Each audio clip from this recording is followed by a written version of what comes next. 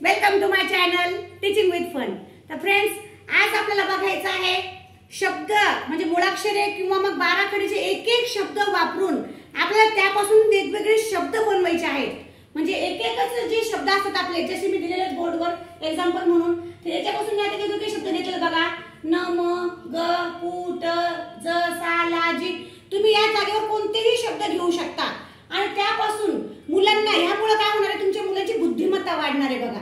त्यासाठी काय करणार आहे, मग तुम्हाला मुलांना सांगायचं की तुम्ही डोकं लावा आणि एक एक शब्द बनवा। मग ते 2 अक्षरी असेल, 3 अक्षरी असेल, 4 अक्षरी असेल।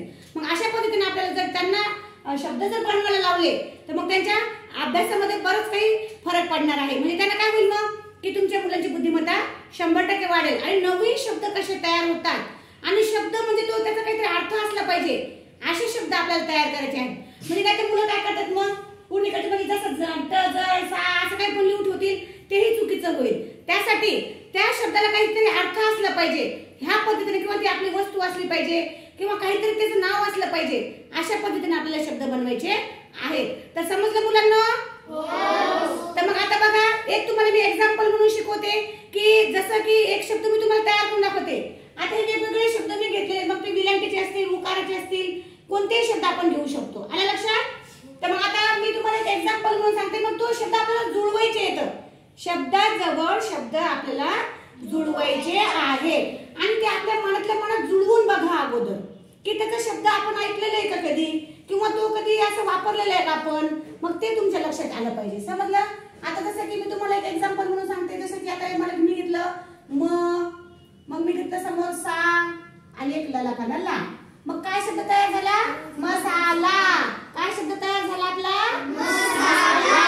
मग अशा पद्धतीने आपण एका खाली एक शब्द लिहून घ्यायचे असतात। मग कोण किती शब्द तयार करणार आहे हे आपल्याला लक्षात येईल। आणि मग ज्यांचे शब्द जास्त होत जातील त्यांची बुद्धिमत्ता आणखी वाढत जाईल, है की नाही? त्यासाठी फक्त डोकं लावायचे। आलं लक्षात? मग एक एक नाव जसं मी तुम्हाला एक्झाम्पल म्हणून सांगितलं, आता तुमच्या लक्षात आलेलं असेल। मग आता एकेकाने एक एक नाव सांगा बरं।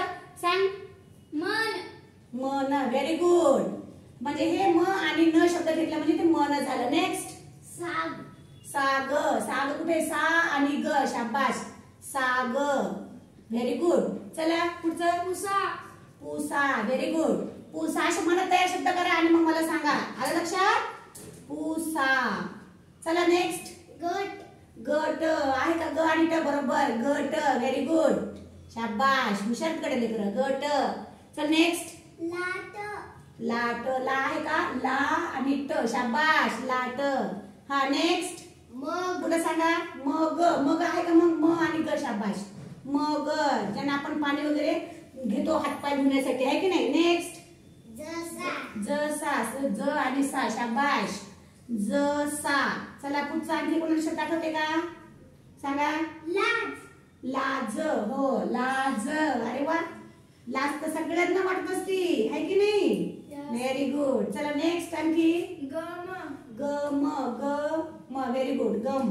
गम म्हणजे इंग्लिश मध्ये याचं डिंक पण होते आणि गम म्हणजे हिंदी मधून म्हणजे दुःख पण होते। चला पुढचा शब्द कोणाला येते का? बनवले का? मटन, व्हेरी गुड, मटन आहे का? पण वा वा वा, मटन, शाबाश, मटन, व्हेरी गुड। आता इथे मसाला झाला, इथे मटन झालं, व्हेरी गुड। चला आणखी बाकीचे शब्द तयार होतात का आणखी बघूयात आपण। Next gym. Gym, very good. तुम्ही जाता का? तुमच्या घरचं कोणी जाता का? भाऊ वगैरे जिमला? हा, जातात, व्हेरी गुड, जिम। पुढचं आणखी जिन। जिन, व्हेरी गुड, जिन। अलादीन का जिन, सगळ्याला माहिती आहे का स्टोरी? अलादीनची गोष्ट, त्याला जिन भेटला होता, जिन। चला पुढे आणखी कोणाला येते का? नमन। हा, नमन, पुन्हा डबल वापरू शकतो आपण ते नाव, ते शब्द आपण तो शब्द पुन्हा पुन्हा वापरून सुद्धा असे तयार करू शकतो। मग काय झालं? नमन, व्हेरी गुड। पुढं नेक्स्ट नट। नट, नट, हा, नट। पुढे पूजन। पूजन, पूजन, शाबाश, पूजन म्हणजे देवाची पूजा वगैरे करतो की नाही आपण, त्याचं पूजन, व्हेरी गुड। पुढे आणखी काही शब्द बनतात का बघूया। हा, नग। नग, नग, नग, व्हेरी गुड। नग म्हणजे वस्तू, एक वस्तू, 2 वस्तू असणार त्याला नग म्हणतात. समजला? एक नग, दोन नग असे. चला पुढचा शब्द कोणाला आठवते का आणखी? गगन. गगन म्हणजे मुलाचं नाव आलं. मग ग ग दोनदा वापरलं आणि त्यानंतर न वापरलं. मग काय तो शब्द तयार झाला? गगन. शाबाश. आणखी काही शब्द आठवत आहे का? टन. टन. शाबाश. टन. टन म्हणजे एक टन, दोन टन. आता टन म्हणजे काय? वस्तू मोठ्या मोठ्या ज्या असतात ना, तर ट्रक भरलेले वगैरे किंवा काही अशा मोठ्या मोठ्या वस्तू असल्या की ते क्विंटलच्या नंतर टन शब्द वापरतात. मग ते तो शब्द काय झाला? मग हा टन म्हणजे वजन आहे एक प्रकारचं. आलं लक्षात? आणखी कुणाला काय आठवतंय का? गज. गज म्हणजे काय? हत्ती. हत्तीला सुद्धा गज म्हणतात. आलं लक्षात? आता समजा आपण ऐन वेळेवर विचारले की आपल्याला थोडेसे कमी आठवतात, पण थोडा वेळ जर आपल्याकडे शिल्लक असला आणखी, तर मग आपण थोडंसं आणखी डोकं लावायचं. तर मी लिहिते समजा गज. गज म्हणजे काय झालंय? हत्तीला म्हणतात. मग असा शब्द त्याला अर्थ काहीतरी निघाला पाहिजे. आलं का लक्षात तुमच्या? अशा पद्धतीने जर अर्थ त्याचा निघाला पाहिजे, तर कुणीकडच्या कुणी आता समजा मी लिहिलं ट ज सा. आता ट जसा कधी ऐकलंय का तुम्ही? नाही ऐकले. मग असे नाव लिहायचे नाही. हे चुकणार आहे, कारण त्या शब्दाला काही अर्थच नाही. आपण कधी ते शब्द ऐकलेला नाही किंवा वापरलेला सुद्धा नाही. मग आता जे शब्द आपण ऐकतो किंवा शाळेमध्ये शिकतो किंवा घरी ऐकतो किंवा आपण स्वतः ते शब्द वापरतो किंवा कोणत्या वस्तूला काय म्हणतात ते ध्यान करायचं. ती वस्तू आहे का ऑलरेडी, त्यानंतरच ते नाव आपल्याला लिहित जायचं आहे.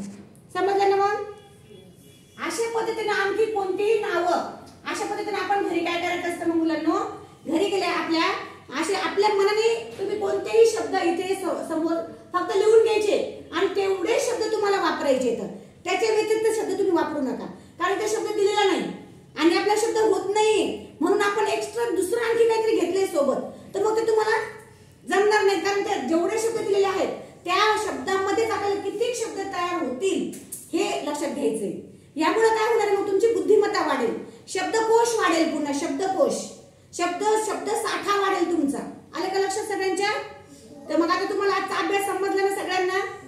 तर फ्रेंड्स, तुम्हाला सुद्धा आजचा व्हिडिओ आवडणार आहे नक्कीच, कारण आजपासून बघा तुम्ही आपल्या मुलांना तुम्ही अशा पद्धतीने शब्द देऊन नवीन नवीन शब्द तयार करायला लावा आणि त्याची खरंच त्याला काय काय कळते आणि त्याला काय काय येते हे तुमच्या लगेच लक्षात येईल. सगळ्यात महत्त्वाचा फायदा म्हणजे काय होणार आहे की तुमच्या मुलांची बुद्धिमत्ता 100% वाढणार आहे.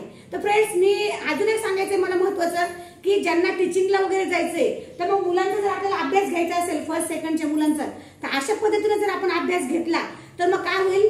आपल्या मुलांचा शब्दकोश नक्कीच वाढेल. त्यामुळे हा व्हिडिओ तुम्ही शेवटपर्यंत बघा. ज्यांना गरज असेल त्यांना तुम्ही सेंड करा, शेअर करा.